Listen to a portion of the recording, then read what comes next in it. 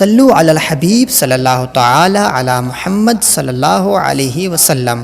سوتے وقت پڑھے جانے والے 4 وظائف عطاریہ جو حضور نبی کریم علیہ الصلاۃ والسلام سے منقول ہیں۔ مولانا الیاس ستار قادری دامت برکاتہم العالیہ ان کی ترتیب کچھ یوں بیان فرماتے ہیں۔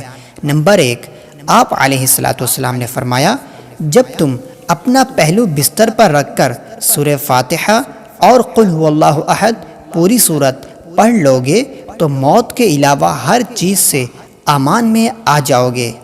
نمبر 2، آپ علیہ الصلاۃ والسلام نے فرمایا، قل یا ایھا الکافرون پوری پڑھ کر سویا کرو کیونکہ یہ شرک سے براءت ہے۔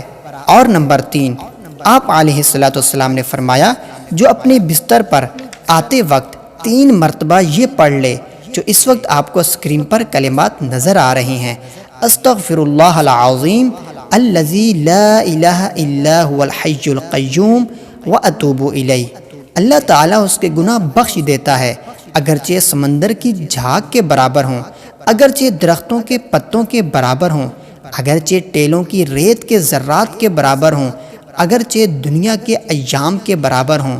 اور نمبر 4، نیچے دی ہوئی جو اس وقت آپ کو سکرین پہ سورہ کہف کی آخری 4 آیتیں نظر آ رہی ہیں، ان الذین آمنوا سے ختم سورت تک رات میں یا صبح جس وقت جاگنے کی نیت سے پڑھیں، آنکھ کھلے گی انشاءاللہ۔ مزید اس طرح کی اچھی ویڈیوز دیکھنے کے لیے اس ویڈیو کو لائک کیجیے اور اس چینل روحانی علاج دعوت اسلامی کو سبسکرائب کیجیے۔